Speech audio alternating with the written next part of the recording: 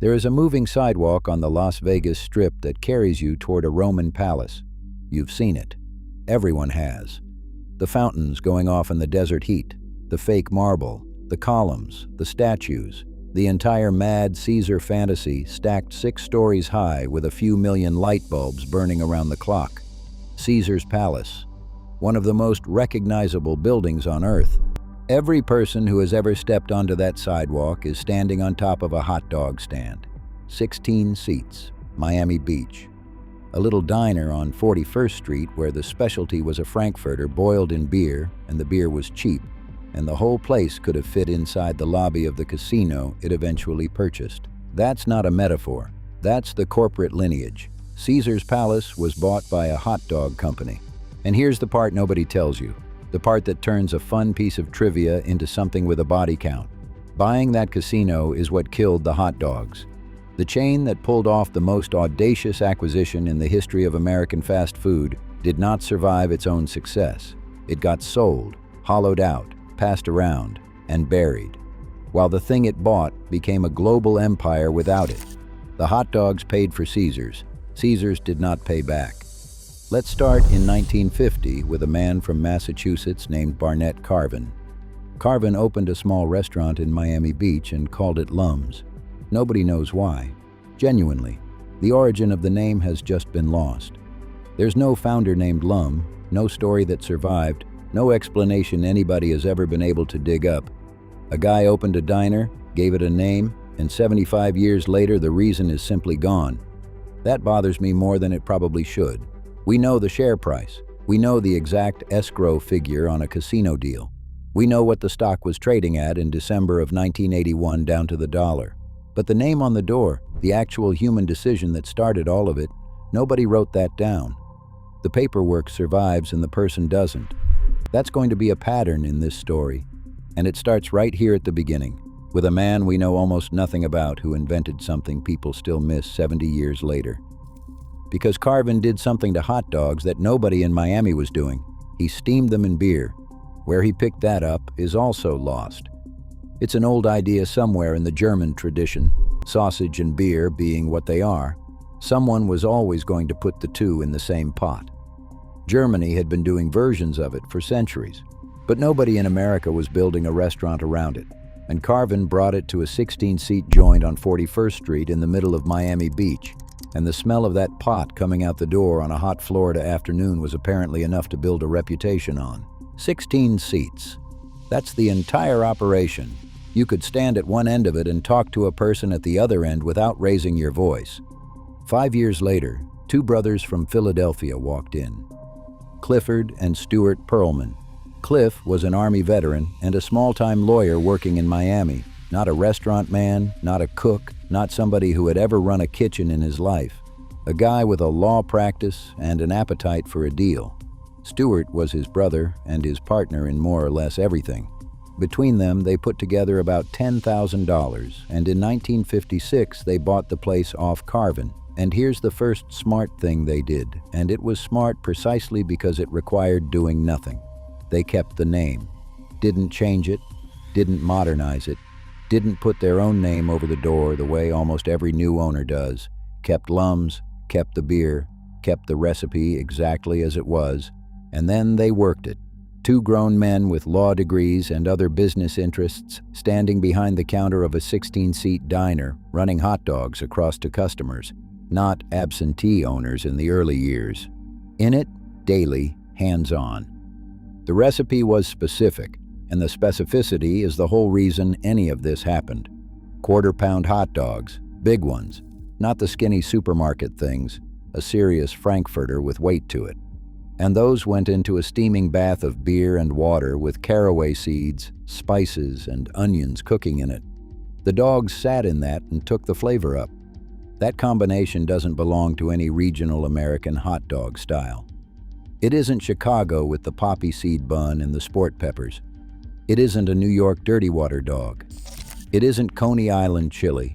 It isn't a Sonoran wrapped in bacon. Food historians looking at it can't place it in any tradition. It's just its own thing, invented by a man nobody remembers, in a room with 16 seats. and it tasted like nothing else Americans were eating. That's the asset. Everything that follows, every dollar, the casino, all of it, comes out of that pot. They opened 3 more locations over the next few years, 4 by 1961, and in that same year, 1961, they took the company public. Sit with that for a second. 5 years from a used diner to a publicly traded company, 4 restaurants, and they're on the market. Cliff Pearlman had also been serving as president of a company called Southern Wood Industries, and he quit that job to work Lum's full-time, which tells you what he was seeing in the numbers. Then, in 1965, working with a partner named Ken Chivers, they started franchising. And the thing went off like a bomb. In a matter of months, they went from about 15 restaurants to 90. 90! In months. Not years. Months. That is one of the fastest expansions in the history of American restaurant chains.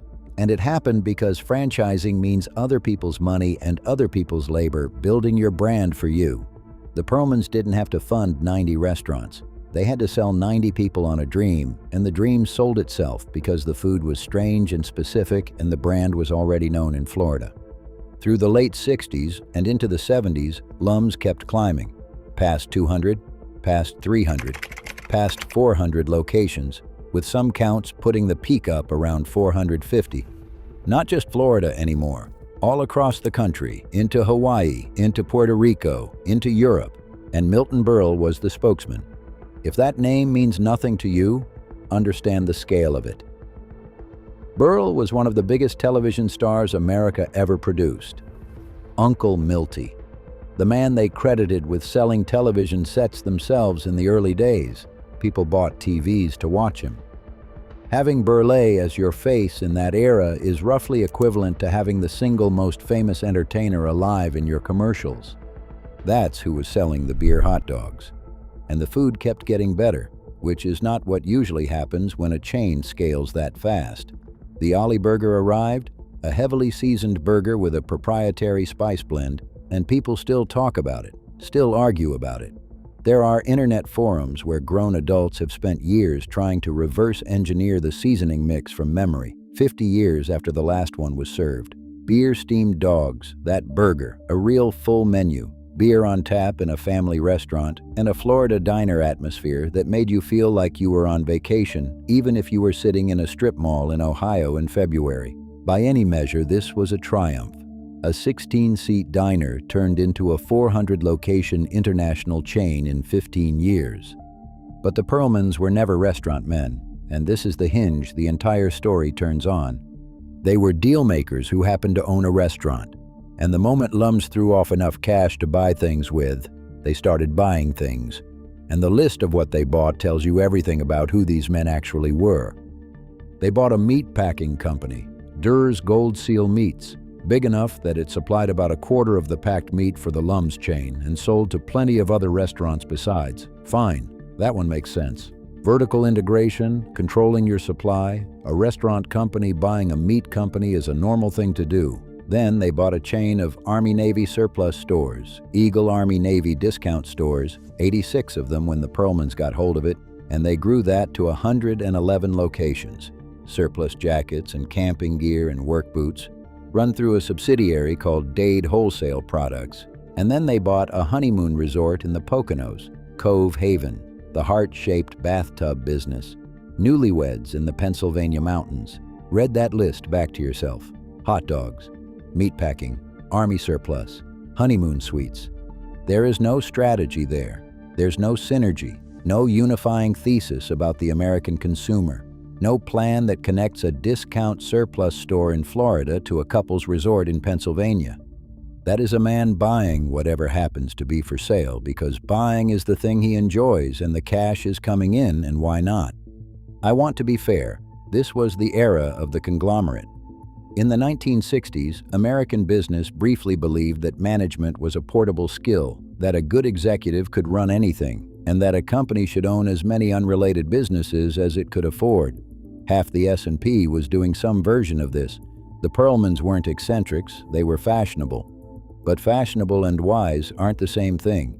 And what that habit of mind did was establish, early and permanently, that Lums was a thing you traded rather than a thing you built.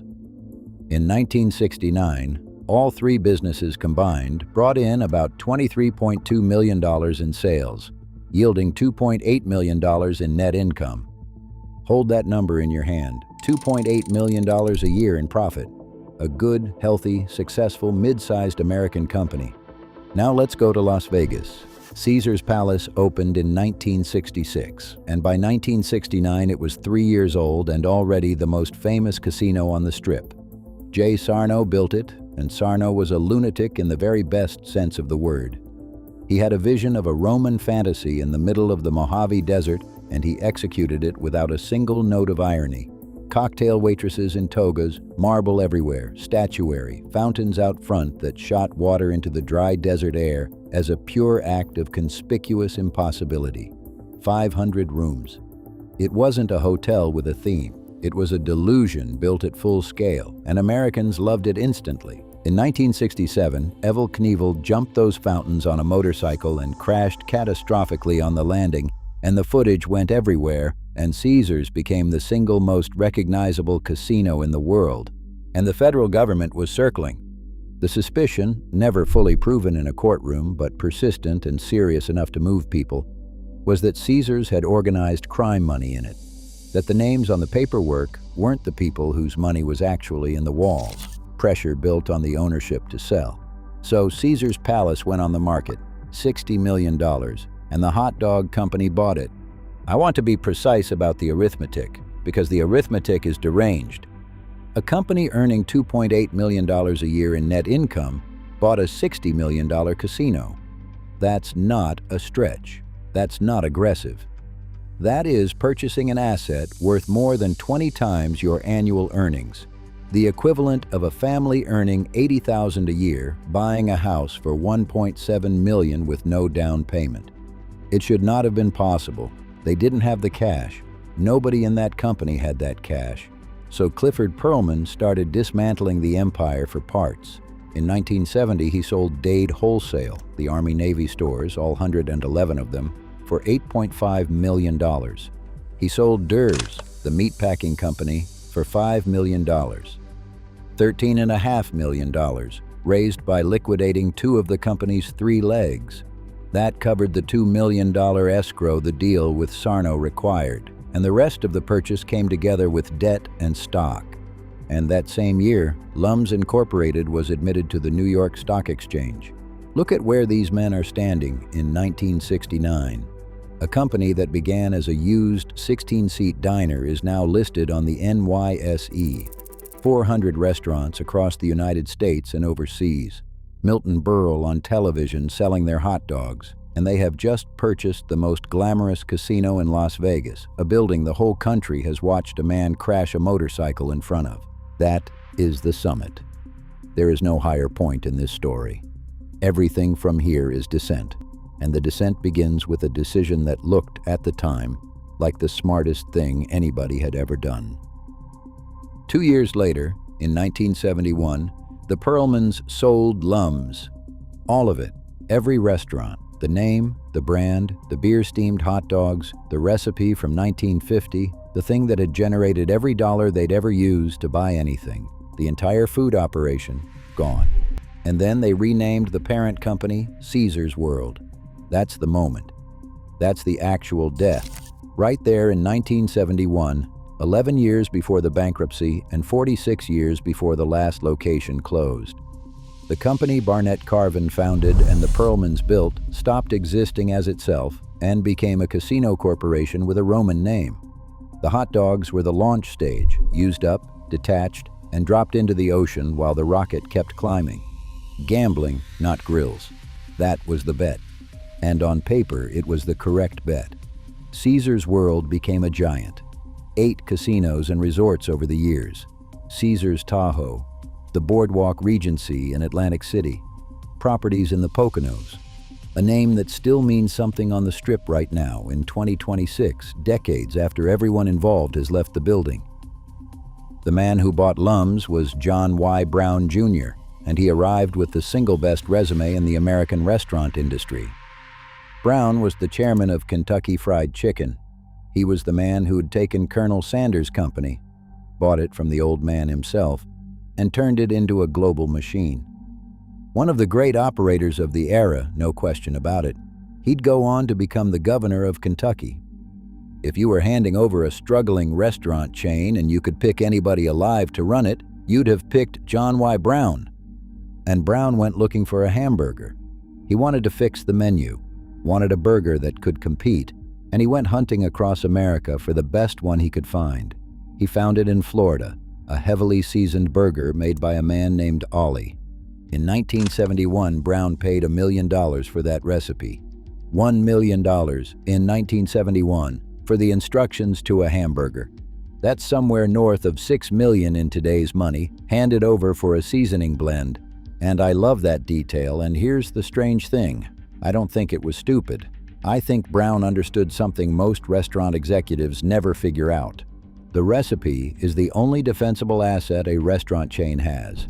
You can copy a building, you can copy a logo, a color scheme, a uniform, a floor plan, a price point. Every one of those can be duplicated by a competitor with money in 18 months.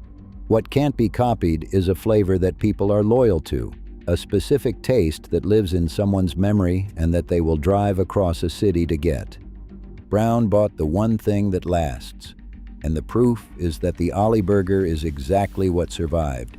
It's the thing people still search for, still argue about, still try to rebuild in home kitchens from fragments of memory 5 decades on. The buildings are gone, the company's gone, the stock is worthless, the recipe is what refused to die. It didn't save the chain. Through the 1970s, while Brown's chicken empire kept flourishing, Lum's went the other way. It shrank steadily, year over year. By 1978, the chain was down to 273 locations from a peak north of 400. And here's where I have to say the thing that bothers me most about this whole story, because the usual telling makes it sound natural. Tastes changed. The beer hot dog stopped being novel. Fast food got faster. Nobody's fault, just time doing what time does. I don't buy it. Lum's spent its entire decline being owned by people for whom it was one asset among several. The Pearlmans built it and then treated it as a piggy bank to smash open for casino money. They didn't sell the restaurants because the restaurants were failing. They sold them because they'd found something they wanted more. Brown bought it while running Kentucky Fried Chicken, a bigger and more urgent company that had his actual attention and his actual heart. Then the Swiss bought it as a foreign expansion play. Not one of those men was wrong. Every decision was rational, defensible, exactly what a good businessman would do. But nobody was in love with it. Nobody in that chain of ownership woke up in the morning thinking about the beer steam, about whether the caraway ratio was right, about the smell coming out the door on 41st Street. Barnett Carvin, whoever he was, wherever he went, invented something genuinely original in 1950 and then vanished from the historical record so completely that we can't even explain the name. And after 1971, there was nobody left in the building who cared what any of it tasted like. Only what it was worth. A restaurant can survive competition. It can survive a recession, a bad location, a hard decade. What it cannot survive is being an asset, being owned by people who are perfectly competent and entirely indifferent. That's not a dramatic death. That's the slow one, and it's what actually happened here. In 1978, Brown sold Lum's to a Swiss company called Wienerwald, a European chain buying an American chain in the middle of a slide, at a moment when the American chain had already lost a third of its locations and all of its momentum. It went about how you'd expect. By 1982, bankruptcy, liquidation. The locations started shutting down, and once they started, they didn't stop. The original Lum's, the 16-seat place on 41st Street in Miami Beach, the one Carvin opened in 1950, the one the Pearlmans bought for $10,000 and stood behind the counter of themselves, closed in 1983. 33 years from a diner whose name nobody can explain to the New York Stock Exchange to a Las Vegas casino to nothing. After that, it was stragglers. Individual franchisees, people who'd bought in during the boom, who owned their building and their equipment outright, who had no corporation left above them to answer to. They kept going out of loyalty and habit and the fact that regulars still came in. A dead brand kept alive by a handful of small business owners who never got the memo that it was over. The last one in Florida, the state where all of it started, held on until 2009. And then there was one. A single Lums in Nebraska of all places, 1,000-odd miles from Miami Beach, still steaming quarter-pound hot dogs and beer and caraway and onions for people who'd been coming in for decades. It closed in 2017, 67 years after Barnett Carvin dropped the first one into the pot. Now here's the part that turns this from a business story into a tragedy, because the men who traded the restaurants for the casino did not get to keep the casino either. The suspicion that had been hanging over Caesar's Palace in 1969, the exact reason it was for sale, the reason the Pearlmans got their shot at it in the first place, did not go away when they signed. It followed them for 12 years. When Atlantic City legalized gambling, Caesars moved in with the Boardwalk Regency, and to operate a casino in New Jersey, they needed permanent licenses from the New Jersey Casino Control Commission, which meant an investigation, a real one, extensive formal hearings, years of review into the brothers' business relationships. Specifically, their real estate dealings with men the state identified as organized crime figures. And New Jersey said no. The language in the ruling is not subtle. The commission stated it was unable to find, by clear and convincing evidence, that Clifford Pearlman possessed the good character, honesty, and integrity demanded by the Casino Control Act. On Stewart, it found the company had failed to establish his good character, honesty, and integrity at all. That's a state government, in writing, in a public document, saying it cannot conclude that you are an honest man. And the condition attached to it was total. Boardwalk Regency could have its license, but only if both Pearlmans divested every interest they held in Caesars World, in Caesars, New Jersey, and in any subsidiary of Caesars World in that state or any other, removed from every position as officer, director, or employee, gone completely.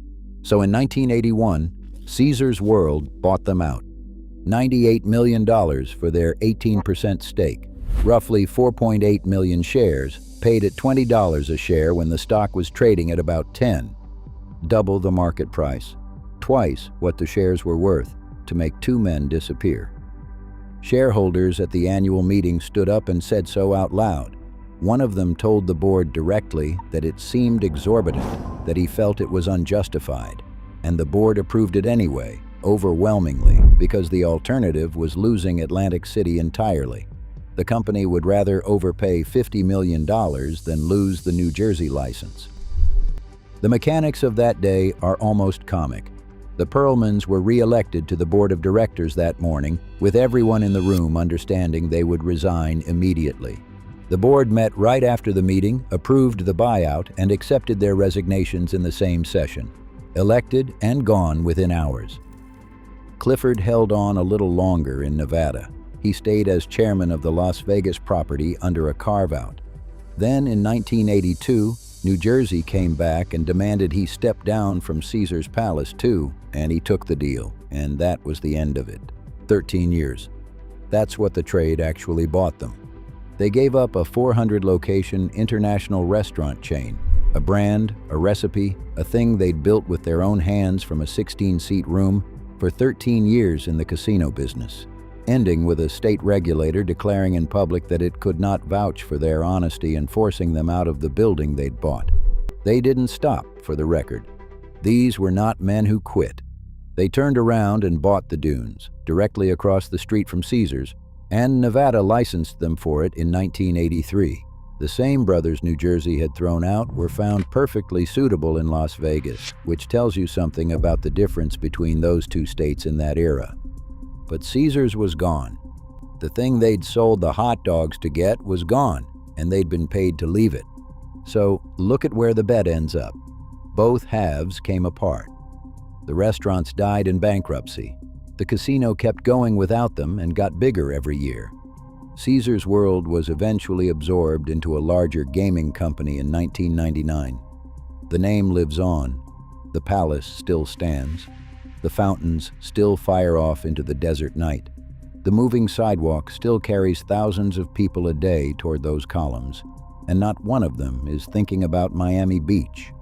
A few years ago, Martin Scorsese put alums in The Irishman, a scene set in a restaurant almost nobody in the audience had ever heard of, dropped into a mob movie without explanation. And for a brief, strange window afterward, there was a small wave of people online asking what that place was, whether it was real, whether the beer hot dogs were a real thing or something the production designer made up. They were real.